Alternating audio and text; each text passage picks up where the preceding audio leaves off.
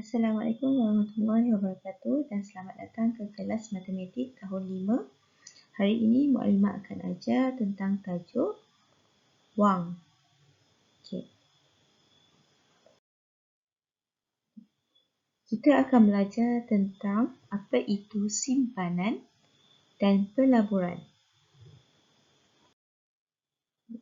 Objektif pembelajaran pada hari ini adalah untuk menerangkan maksud simpanan dan pelaburan, menerangkan maksud faedah mudah dan faedah kompaun dalam simpanan.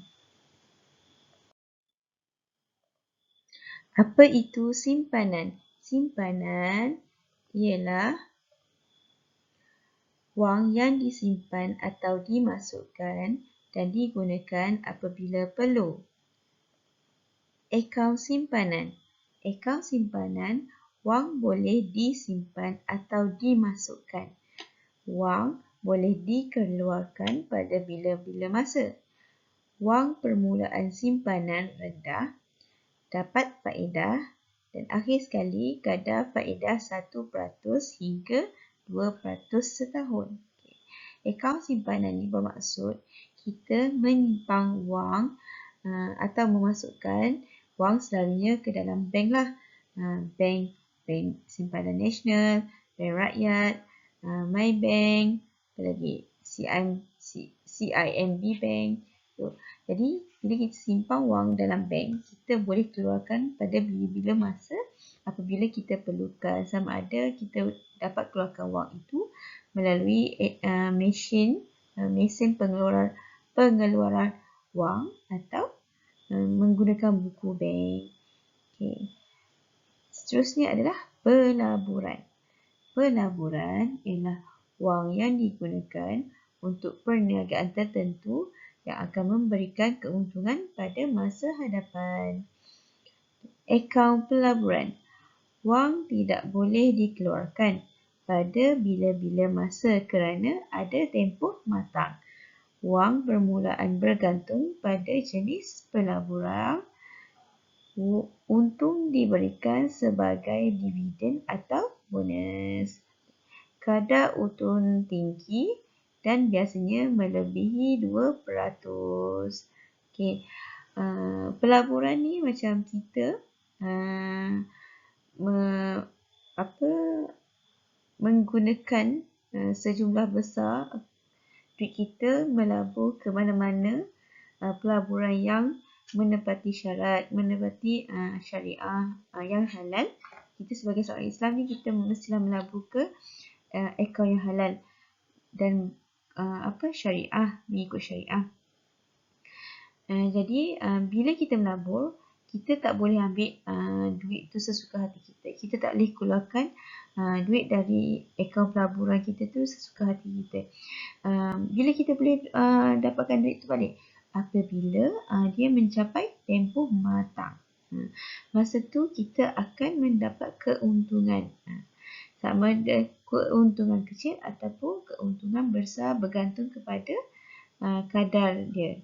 Okay. Faedah. Faedah pula terbahagi kepada dua, iaitu faedah mudah dan faedah kompaun. Apa itu faedah mudah? Faedah mudah ialah sejumlah wang yang diterima setelah seseorang menyimpan wang di bank dalam tempoh tertentu.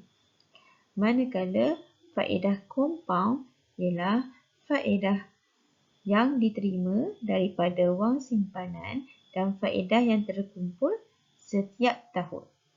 Okay. Kita boleh tengok pada buku teks muka surat 106, kita boleh tengok apa itu beza faedah mudah dan faedah kompaun. Okey, kita tengok perbualan antara anak dan ibu ini. Anak ini bertanya kepada ibunya, "Ibu, kenapa nilai faedah ini berbeza?" Ibunya menjawab, "Nilai pada tahun pertama ialah faedah mudah. Apabila wang simpanan tidak dikeluarkan pada tahun pertama, faedah kompaun pula diberikan pada tahun kedua. Okey, itulah beza antara faedah mudah dan faedah kompaun. Faedah mudah akan diberikan pada tahun pertama, manakala faedah kompaun diberikan pada tahun selepas tahun pertama, tahun kedua, tahun ketiga. Okey, seterusnya adalah kredit. Apa itu kredit? Kredit ialah pinjaman, iaitu kemudahan menangguhkan pembayaran barang yang dibeli atau sejumlah wang yang dipinjam oleh institusi keuangan. Apa itu institusi keuangan? Contoh apa ya? Contohnya adalah bank. Contoh yang mudah adalah bank. Okey, contoh kita nak beli kereta. Contoh Mukadimah nak beli kereta. Kereta Mercedes. Kereta Mercedes yang bernilai RM180,000 contoh. Okey, RM180,000.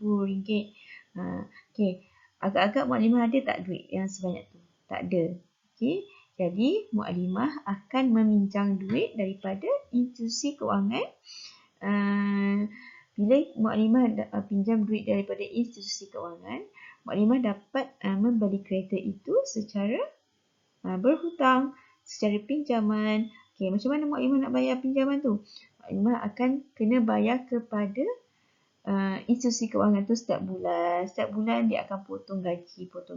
Itu adalah kredit, pinjaman. Okey, hutang.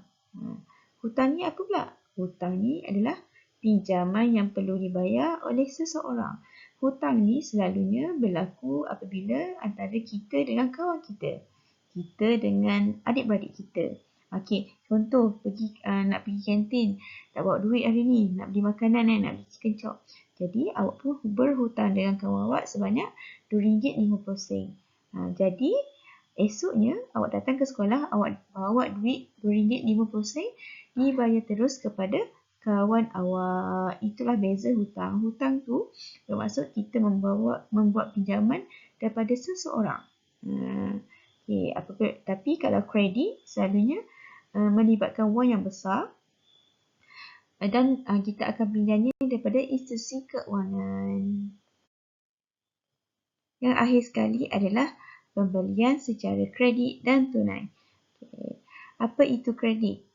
Apa itu tunai? Macam mana pembelian secara kredit? Macam mana pembelian secara tunai? Okay, kredit ni yang kita tahu adalah pinjaman, penangguhan bayaran. Okay, selalunya kita menggunakan kad kredit.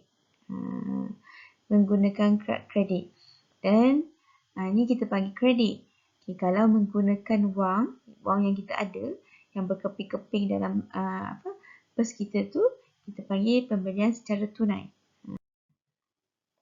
Okay, pembelian secara tunai. Pembelian secara tunai ni tidak berhutang, tidak dikenakan faedah, membayar harga asal, bayaran penuh menggunakan wang tunai atau kad debit. Okay. Kad debit ni maksud kad bank, daripada akaun simpanan kita. Jadi bila kita guna kad bank kita tu, pergi membuat pembelian, pembelian tu, pembayaran tu akan ditarik daripada akaun simpanan kita. Okay. Pembelian secara kredit maksudnya secara berhutang, dikenakan faedah, membayar harga yang lebih daripada harga asal. Maksudnya dia ada bunga lah. Harga asal dia contohnya RM2,500 untuk televisyen. Tapi bila kita membuat pembelian secara kredit, akan ada bunga-bunganya yang kita kena bayar.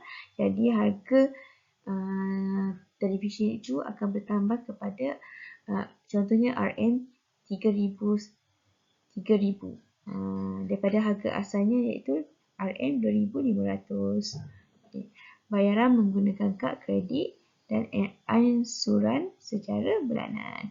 Apa itu kad kredit? Kad kredit ini adalah kad wang yang kita pinjam daripada bank menggunakan kad kredit.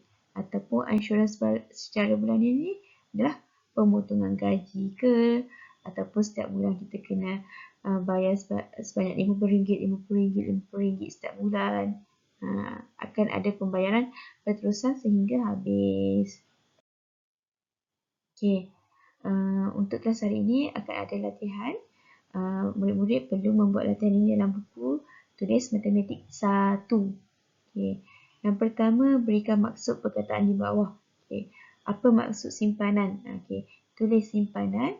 Okay. Tulis apa maksud simpanan. Simpanan ialah apa-apa. Okay. Pelaburan, faedah mudah, faedah kompaun, kredit dan hutang. Okay. Yang kedua adalah menjawab soalan berdasarkan situasi ini. Okay. Buat latihan ini dalam buku tulis. Itu sahaja kelas pada hari ini. Sekian, terima kasih.